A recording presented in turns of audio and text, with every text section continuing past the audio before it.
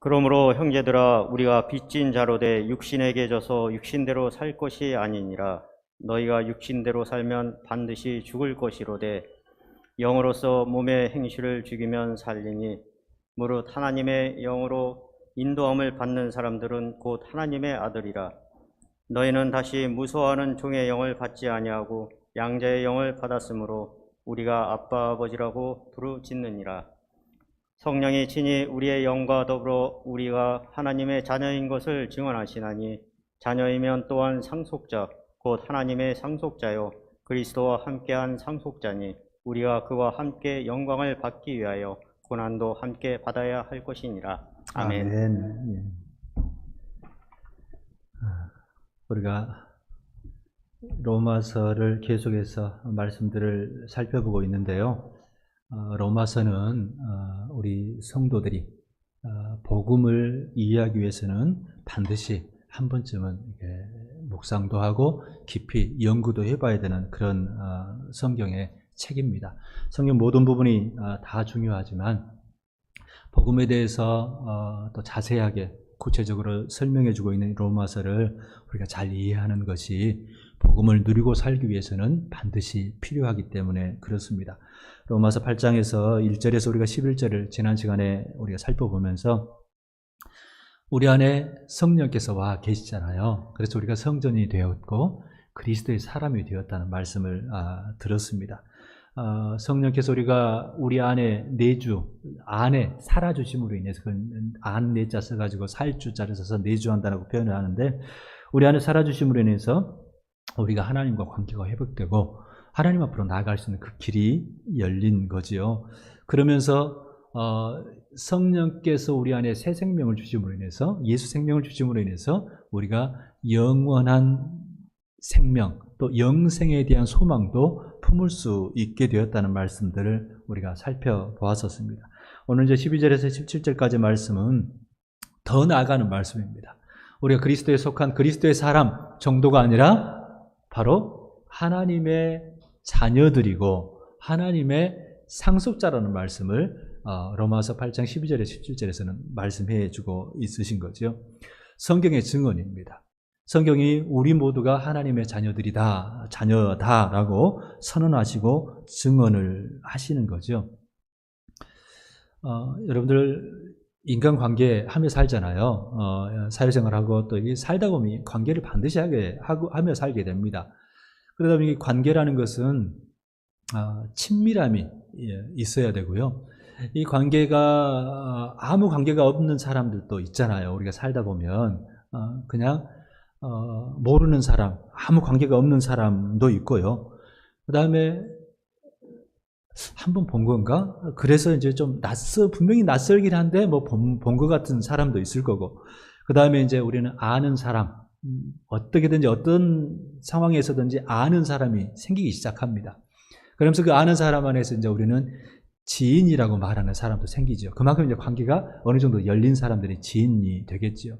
그 지인 안에서는 이제 좀 더 발전하다 보면 정말 친한 사람, 나이를 떠나서 친구라는 사람도 있을 거고, 그 만남을 통해서 생기는 그 관계들도 있지만, 태어나면서부터 생기는 그런 관계들도 있잖아요. 그래서 부모와 자녀들 관계들도 있을 거고, 부부 관계도 또 이렇게 생기기도 하고, 또 부모와 자식들 간의 관계가 생기기도 하는 거죠. 그 안에 친밀도가 다릅니다. 관계가 다 있지만 그 안에 친밀한 그 정도가 다 다르다는 거죠. 우리가 하나님과 관계도 마찬가지죠. 여러분 하나님과 친하세요? 할 때 예, 아멘입니다라고 그냥 이렇게 말씀하는 분도 있지만, 그러니까 그건 이제 진짜 그래서 그런 사람도 있고, 우리가 교회 안에서 맨날 이제 이런 질문도 하고 이런 교회 안에서는 하나님 관계를 늘 따지니까 나 하나님 잘 알아. 친한 것 같아 하면서 그냥 별 생각 없이 예 하고 말하는 사람도 사실 있을 겁니다. 근데 친밀함은요, 양쪽이 다 알아야 건강한 친밀함입니다. 하나님은 사실 우리를 잘 아시지만 우리도 하나님을 알아야 또 친해야 친근하게 대해야 진짜 친밀한 거죠. 그런데 오늘 우리가 하나님의 자녀다 하는 이 말씀들을 너무나 익숙해가지고 우리 교회 다니는 사람들, 그리스도인이라고 하는 사람들은 하나님의 자녀, 당신은 하나님의 자녀입니다. 그래. 별로 감격 없습니다. 이게 얼마나 엄청난 하나님의 선언이고 성경의 선언인지 별로 대수롭지 않게 생각하는 경우들이 많다는 거죠. 하나님의 자녀됨의 그 가치, 이걸 모르다 보면요, 우리에게 어떤 고난과 환난이 닥칠 때 넘어지는 사람들이 생기게 되어 있습니다. 하나님을 나 만났다, 하나님을 알았다 한다 그래서 우리가 평생 끝까지 하나님과 함께 가는 것은 아니라는 겁니다. 여러분들 한번 인생 안에서도 한번 보십시오. 여러 사람들 많이 만나고 살았잖아요. 근데 지금까지 그 관계를 꾸준하게 유지해가는 사람이 얼마나 되나요? 정말 죽고 못 살고 정말 좋아했던 친구들도 있었잖아요. 근데 지금 그 관계가 가끔 연락은 하지만 여러 가지 몸이 멀어져서 그래서 그럴 수도 있겠지만 그 관계라는 게 참 쉬운 게 아니라는 거죠. 하나님 안에서도 우리가 뜨겁게 하나님을 경험한 적이 있을지 모르지만 오늘 내가 하나님으로부터 멀어져 있다면, 떠나 있다면 우리가 이 부분들 안에서 다시 한번 우리 하나님이 나의 아버지시지, 내가 하나님의 자녀지 하는 그 마음들, 그 선언들을 다시 붙잡을 필요가 있다는 말씀이죠. 오늘 말씀은요, 무엇이 사람을 하나님의 자녀가 되게 하는가에 대해서 말씀을 해 주십니다. 이 말씀을 우리가 읽을 때 왜 이 말씀을 하나님께서 주실까? 하나님께서는 우리에게 뭘 말씀하고 싶어 하실까? 이 말씀을 통해서 하나님께서 원하시는 게 뭘까? 하는 그 마음을 오늘 말씀을 통해서도 우리가 붙잡아 볼 필요가 있다는 거죠. 하나님께서는 정말 우리가 하나님의 자녀인 것을, 자녀라는 사실을 알기를 원하시고요, 그 자녀됨을 누리기를 원하시는 겁니다. 그래서 하나님의 자녀로 이 땅에서 당당하게, 담대하게 살아가기를 원하시는 거죠. 세상이 만만치 않습니다. 그런 세상이죠. 그러니까 우리 예수님께서 세상 끝날까지 너희와 함께 해주시겠다 라고 말씀하실 수밖에 없는 세상이 이 세상인 겁니다. 예수님이 떠나버리고 성령이 안 오셨다면요, 어느 누구도 예수님 제대로 믿고 살 수가 없는 거죠. 그게 세상입니다. 세상 살입니다. 그래서 우리 예수님께서 우리와 함께 하시고 우리가 하나님의 자녀라는 사실들을, 그게 의미가 뭘까? 그걸 잘 붙잡고 살아가야 한다는 거죠. 먼저 우리가 조금 12절부터는 아니고 14절 말씀을 같이 한번 읽어보실까요?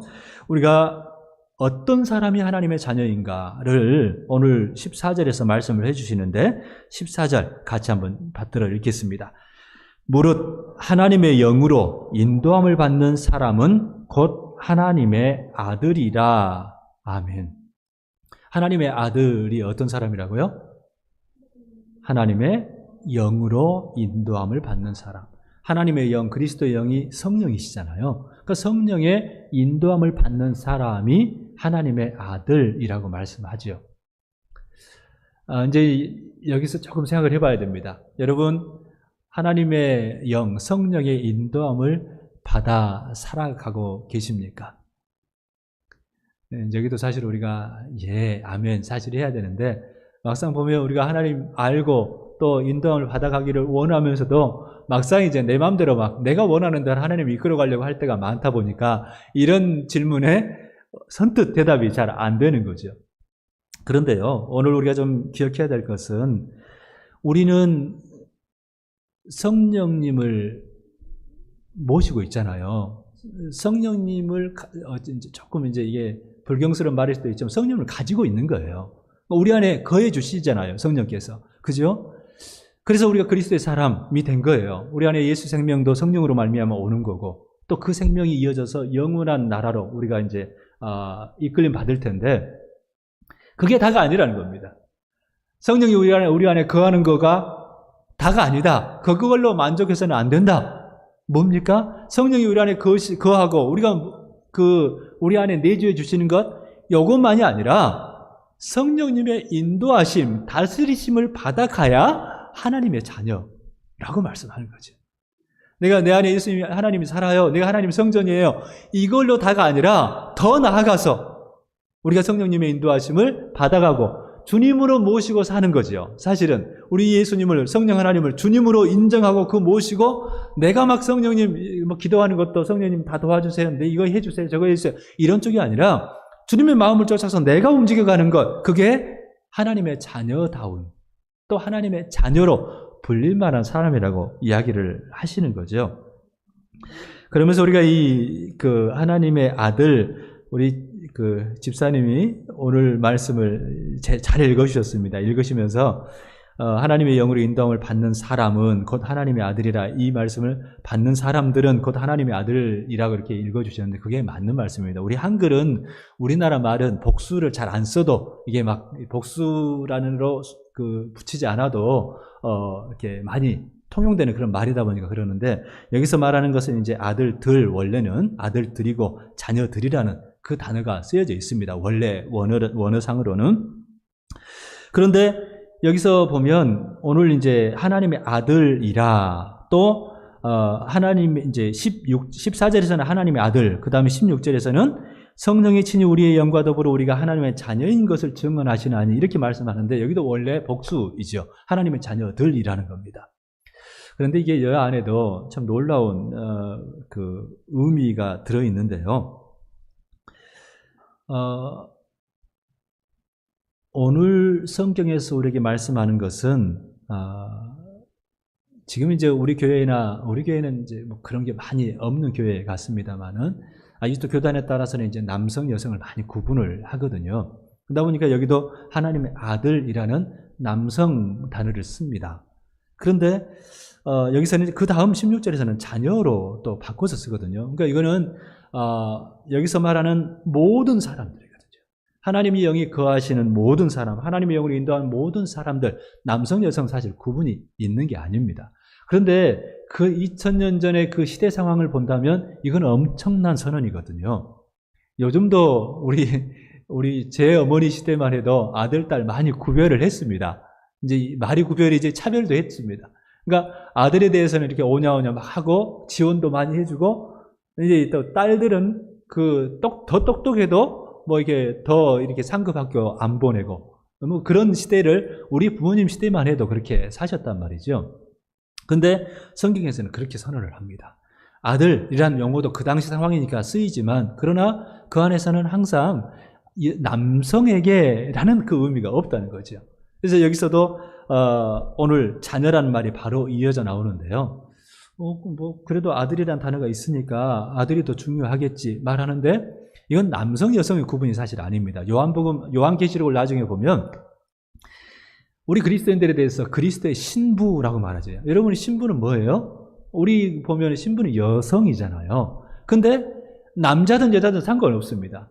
모든 성도들은 다 그리스도의 신부로 단장해 주시는 것처럼 이야기를 하시거든요. 그러니까 성경 안에서는 이미 그 2000년 전에 이미 그런 아들을 완전히 무시하는 건 아니지만, 또 하나님도 아들로, 예수님도 아들로 오시잖아요. 그게 없는 건 아니지만 우리가 적어도 그리스도인이라면 구별은 있겠죠. 그러나 차별은 없는 겁니다. 하나님의 자녀됨에 대해서도요, 또 하나님의 아들됨에 대해서도, 사실은 여기 하나님 아들이라고 나왔지만 하나님의 딸이고 아들이고 다 똑같은 겁니다. 그렇게 우리 하나님은 우리를 자녀 삼으셨다는 말씀을 하시는 거죠. 그러면서 이 사건이 어떻게 이어졌냐 할 때 15절 말씀 보니까 양자의 영을 받았다. 이 양자라는 것은 우리 생각하는 것처럼 양자로 드린다 이런 말 들어보잖아요. 입양입니다.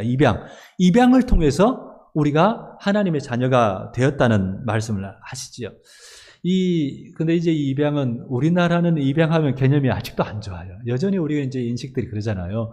요즘도 우리 그 할머니들 중에는 머리 검은 짐승은 이렇게 받아들이면 안 된다, 믿으면 안 된다, 이런 말씀 하시는 분들 아직도 계세요.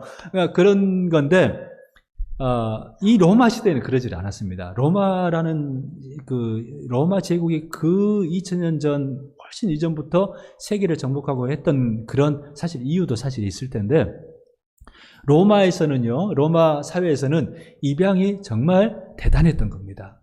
정말 자유로웠던 거죠. 입양은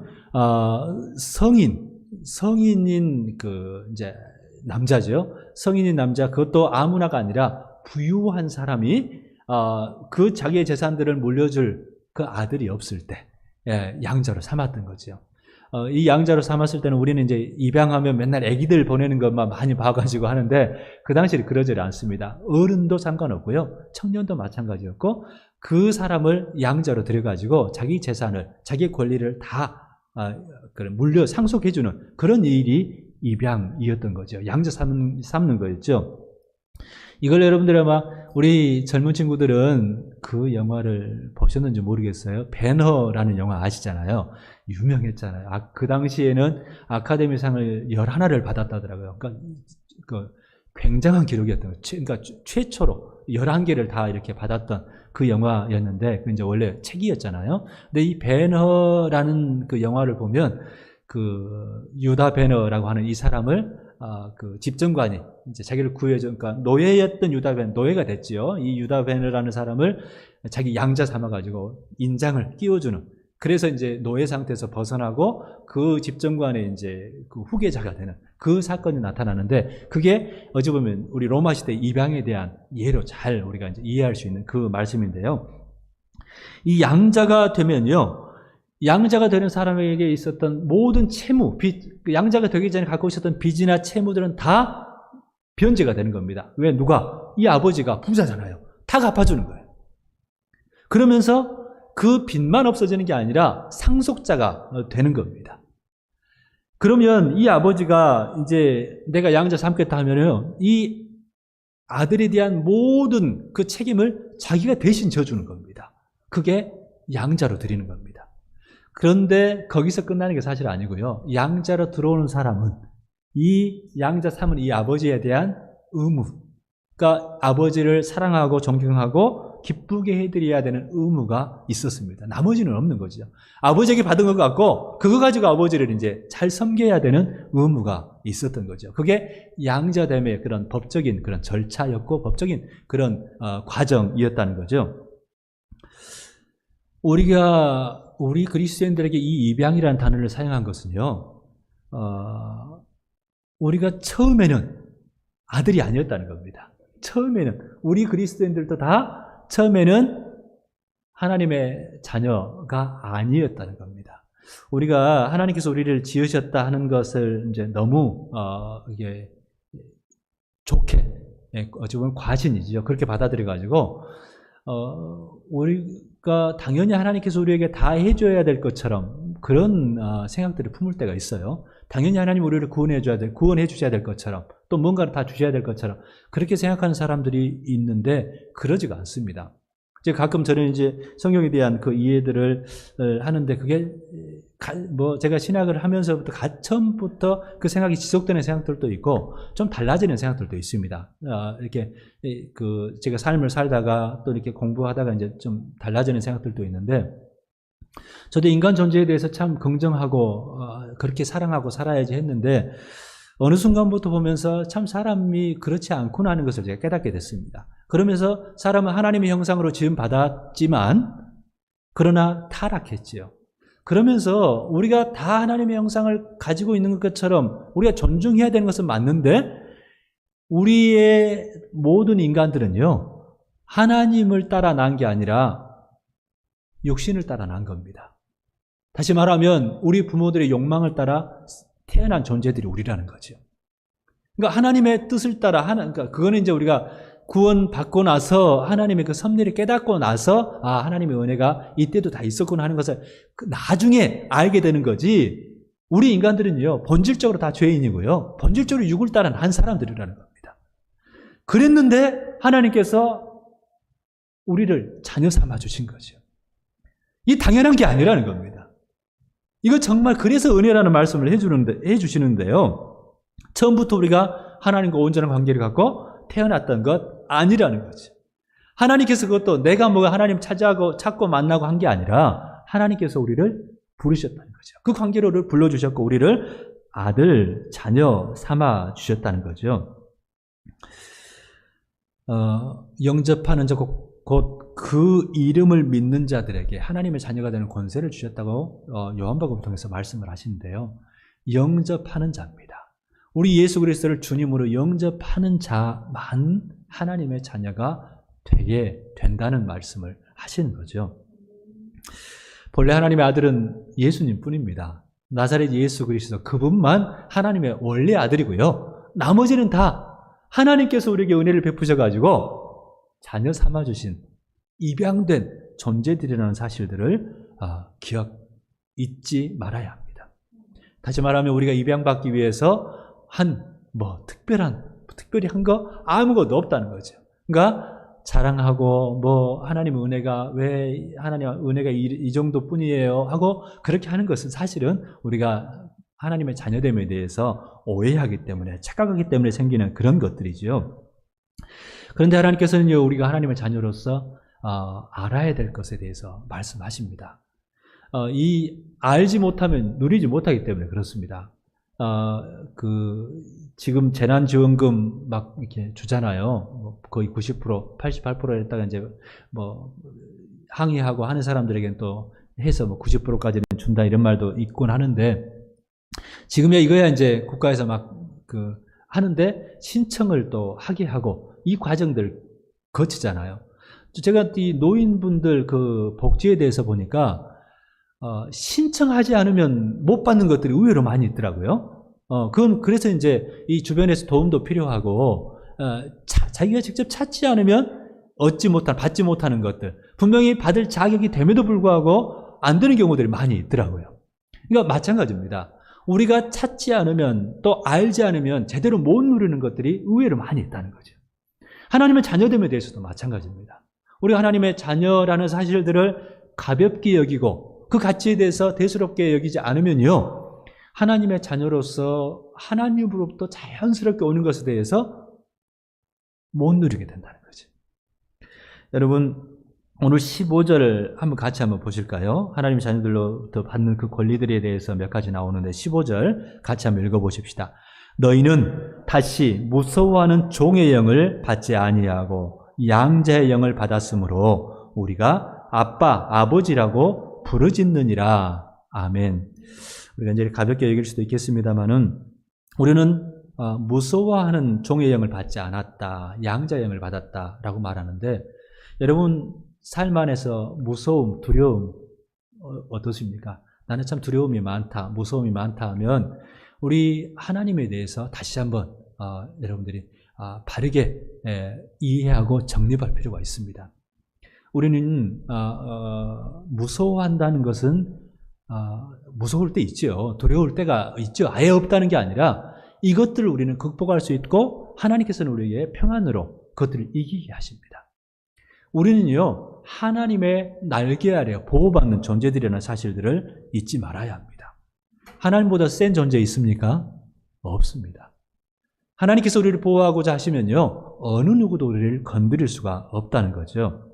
그래서 성경에서도 오늘도 두려워하는 그 영이 아니라 양자의 영, 우리를 자녀 삼아주시고 따뜻하게 우리를 대해주시는 그 영을 우리가 받았기 때문에 디모데를 통해서 이제 디모데에게 바울 사도가 동일하게 이제 말씀을 하시는데 하나님이 우리에게 주신 것은 두려워하는 마음이 아니요 오직 능력과 사랑과 절제하는 마음이라고 말씀을 합니다. 능력, 하나님의 능력이 우리에게 사실 임하고 있고 또 임합니다. 또 우리에게 절제하는 마음도 주셨고 하나님의 사랑도 우리에게 임해 온다는 겁니다. 근데 우리가 하나님의 자녀됨을 인식할 때 그게 더 깊어집니다. 더 풍성해집니다.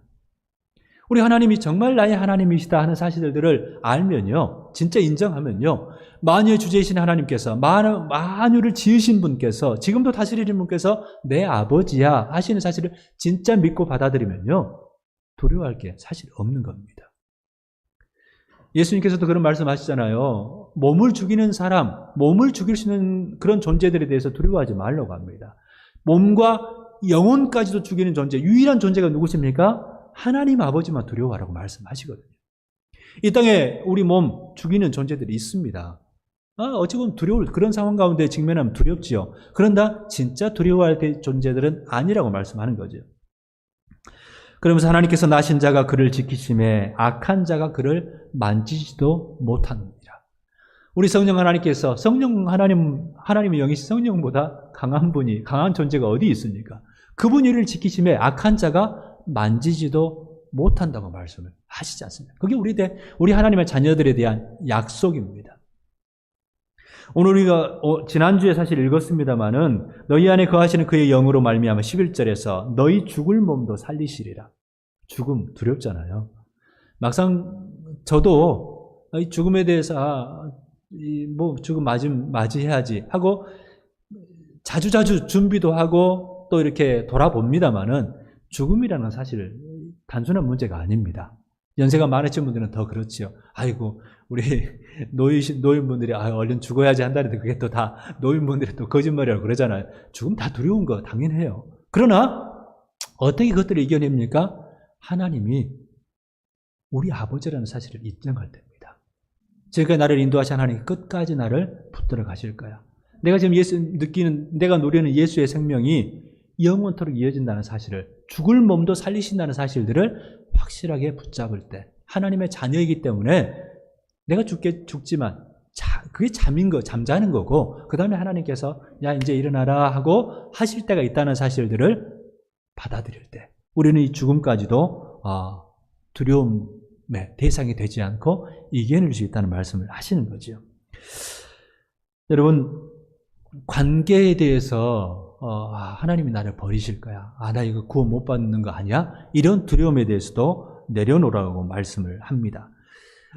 여러분, 정상적인 부모, 하나님은 정상적인 부모가 아니라 특별하신 부모인데 정상적인 부모가 자녀를 버리는 경우 있습니까?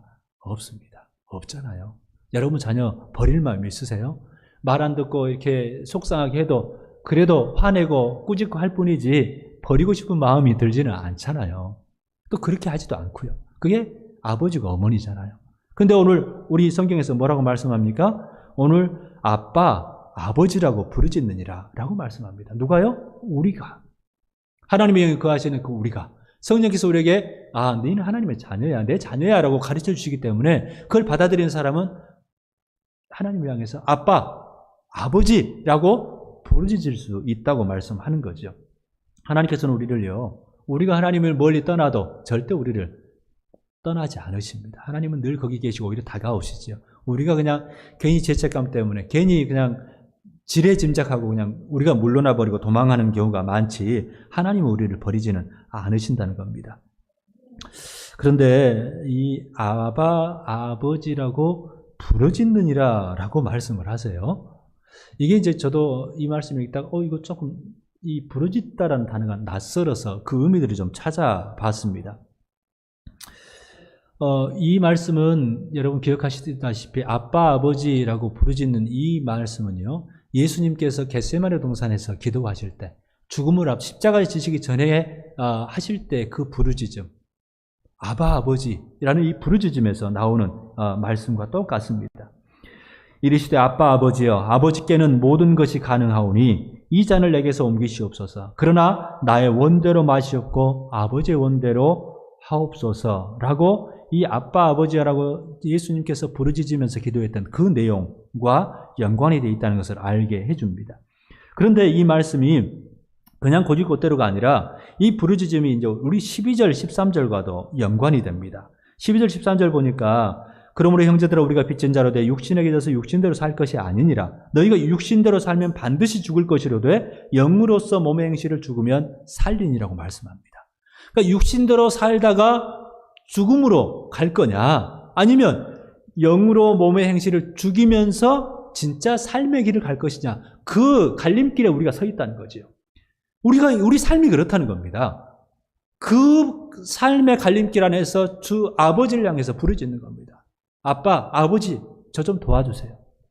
나의 원대로 선택하는 그 길이 아니라 아버지의 뜻대로, 아버지의 원대로 결정할 수 있도록 도와주세요. 그 부르짖음이라는 거죠.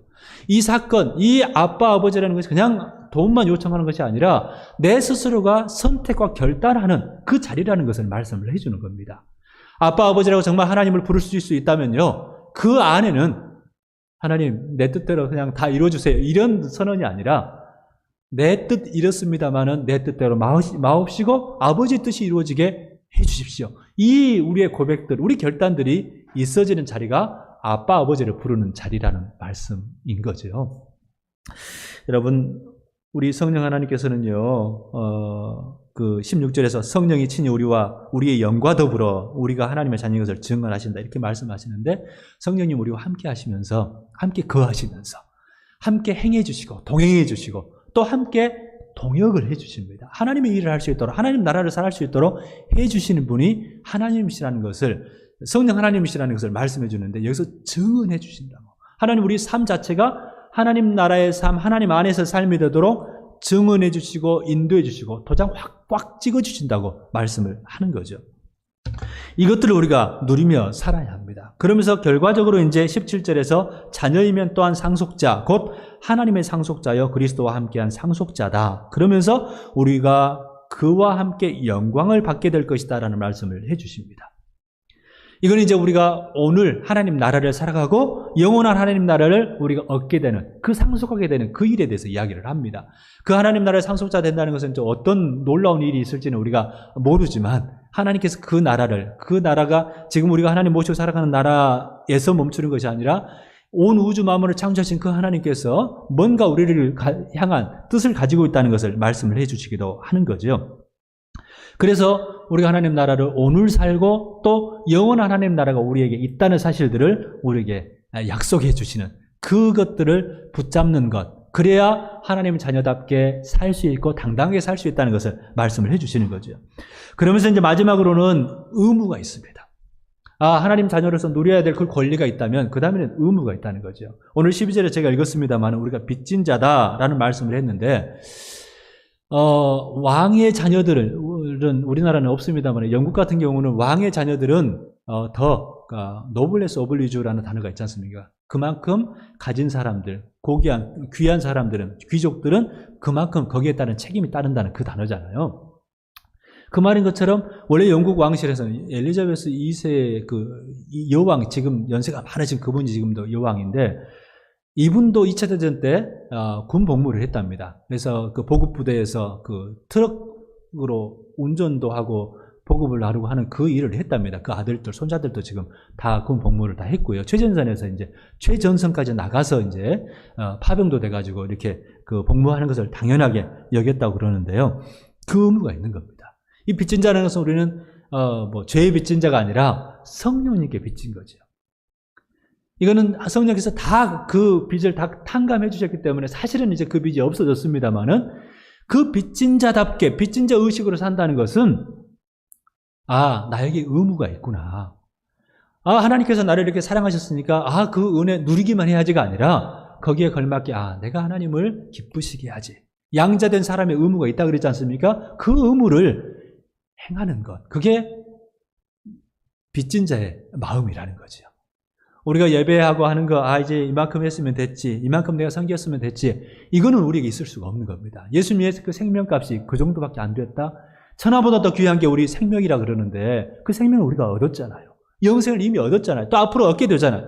근데 거기에 대해서 우리가 하나님 이렇게 많이 제가 했으니까 이 정도만 할게요 라는 것 아니라는 거죠. 우리가 예배 시간에 우리가 자리하는 이것도 마찬가지죠. 우리가 예배하고 찬송하고 하는 것을 얼마만큼 진짜 감격하여서 감사하면서 하나님 앞에 예배를 우리가 드리고 있나요? 드려야 된다는 겁니다. 그게 아주 엄청난 의무를 요구하는 게 아니라 그게 바로 우리가 지어야 될 의무라는 거죠. 그러면서 17절에도 말씀을 했어요. 영광을 받기 위하여 고난도 함께 받아야 할 것이다. 이 고난도 함께 지어야 한다는 겁니다. 그걸 이제 예수님께서는 자기를 따르는 사람들에게 우리 스스로의 십자가를 지라고 말씀하죠. 주님을 따르려면 자기 십자가를 지고 주님을 따라야 된다고 말씀하지 않습니까? 또 우리 십자가를 지고 하는 것, 이거 추상적인 게 아닙니다. 십자가는 것은요, 나를 부인하는 거거든요. 죄에 대해서 거부하는 거고 나를 부인하는 거고. 그러면 이것들을 우리 삶 안에 살아가야 됩니다. 우리 이제 추석 명절을 우리가 지나고 있는데요. 이것들 안에서 우리가 어떻게 여기서 몸의 행실들은 죽여내야 되고 또 고난을 함께 받을 수 있을까요? 어떻게 십자가를 질 수 있을까요? 다 다를 수 있겠습니다만은 권리 포기입니다. 권리를 나 자신을 부인한다는 거, 십자가를 진다는 게 그러지 않습니까? 나는 죽는 거야. 그 죄에 대해서는 이제 나는 죽었어, 이거 안 해야지 라는 선언도 될 것이고, 나를 부인한다는 것은요, 예를 들어서 그런 겁니다. 우리나라에서 이제 이번 그 정부에서 추석 명절 때 영상통화를 무료 지원한다더라고요. 그러니까 영상통화 할 수 있는 사람들은 영상통화 해도 무료 지원이 된다니까 뭐 따로 요금이 안 들어간다니까 하셔도 좋을 것 같고, 우리가 이제 보면 우리는 이 유교적인 사상의 뿌리가 깊어가지고 네가 해야지 내가 하리 이런 게 있습니다. 이 윗사람이라는 그 개념이 있으면 부모님에게서는 그게 깨져요. 부모님들은 본인 스스로 걱정돼가지고 더 먼저 전화하고 하는데, 내가 좀 윗사람이다 하면 그게 네가 안 하는데 내가 먼저 하면 아닌 것처럼, 안 될 것처럼 생각하는 경우가 있다는 거죠. 그런 게 아니라는 거죠. 이건 내 권리를 포기하는 겁니다. 어찌보면 우리나라 그 관습상에서는 당연히 네가 해야 돼, 네가 어리고 또 아랫사람이야 그럴 수는 있는데, 우리는 그게 아니라는 거죠. 그 권리를 포기하고 자기가 부인하는 것 안에서 명절 안에서 좀 돌아볼 사람들에 대해서 내가 먼저 또 사랑과 격려와 위로하는 것, 그 자신들을 해보는 것도 우리가 권리를 포기하는 것 되겠죠. 우리가 내가 섬김을 받으려고 하는 것이 아니라 섬김과 사랑을 나누는 겁니다. 이번 명절 안에서 이렇게 쉼도 많이 필요해요. 많이 피곤한 사람들 쉬어야죠. 쉬셔야지. 그렇지만 그 쉼 안에서 우리가 3일, 4일 이렇게 지내면서 내가 편히 쉬려면 누군가 나를 도와주는 사람이 있기 때문에 쉴 수가 있잖아요. 가정이라는 그 안에서도. 그러면 우리 안에서 그 안에서 내가 어떻게 사랑과 섬김으로 십자가를, 그 고난을 함께 질까 생각해 보는 거죠. 그러면서 그것들에 대해서 같이, 적어도 내가 다 하지는 못하더라도 그것을 함께 함으로 그 짐을 서로 가볍게 하는 그런 역할들을 우리가 할 수가 있겠지요. 그러면서 또 이 죄에 대해서 육신으로 사는 게 아니라 몸의 행실을 영으로 죽이라고 하는데, 성령 따라 사는 거라고 말씀하는데, 아까 이제 제가 아들, 신부 이런 이야기를 했지 않습니까? 그런 것처럼 세상 방식과 타협하는 것에 대해서는 거부해야 됩니다. 우리 사회가 가부장적 사회고 또 남존 여비 차별이 사실 있지만, 이것에 우리 부모님들도요 이으셔야 됩니다. 나이 드신 분들도 아들 며느리 하는데 다 팔이 안으로 굽는 것 있겠지만, 그러나 오히려 다 우리 권사님들은 잘 아시겠지만 더 며느리들 더 먼저 챙겨보고 이렇게 해보자는 거죠. 그게 사실은 어찌 보면 이게 우리 삶 안에서 이것들을 살아내는 거잖아요. 또 그 남편들은 우리 시댁보다 처가 쪽에 더 마음도 더 써보고, 또 아내들은 늘 하시겠지. 더 우리나라는 당연히 그렇게일 수도 있겠습니다만은 이 친정보다 또 이 시가에 더 신경을 더 써보고, 뭔가 더 그런 부분에 대해서 우리가 마음을 써간다면, 우리가 오늘 하나님의 자녀답게 사는 부분들에 대해서 당당하게, 이거 교만하기가 아니라 당당하게, 그러면서 담대하게 우리 삶 안에서 자녀됨을 더 풍성하게 누리는 기회가 되지 않을까 싶습니다. 이번 한 주간 추석 명절 기간 동안에 우리 주님 정말 성령의 인도하심 따라합니다. 인도하심을 받는 사람이 자녀라 그러잖아요. 이미 우리는 자녀 맞거든요. 그러면 그 인도하심을 조금 더 구체적으로 받아가면서 성령님의 동역, 하나님이 또 이렇게 삶 안에서 진짜 나와 함께 하시는구나 하는 그 은혜들을 풍성히 누려보는 그런 한 주간이 되시기를 간절히 바랍니다. 아버지 하나님 감사합니다. 가끔 하나님의 자녀라는 것을 너무 당연하게 별 의미 없이 가치를 놓쳐버리고 좀 받아들일 때가 참 많은 저희들입니다. 하나님의 자녀됨에 대해서 더 풍성하게 깨닫고, 하나님의 자녀임으로 인해서 우리 하나님 때문에 어떠한 두려움도 다 이겨내고 담대하게 남은 삶을 하나님 나라로 살아갈 수 있는, 하나님 모시고 하나님의 역사에 동참할 수 있는 저희 모두가 되도록 성령 하나님 도와주옵소서. 예수님의 이름으로 기도하옵나이다. 아멘.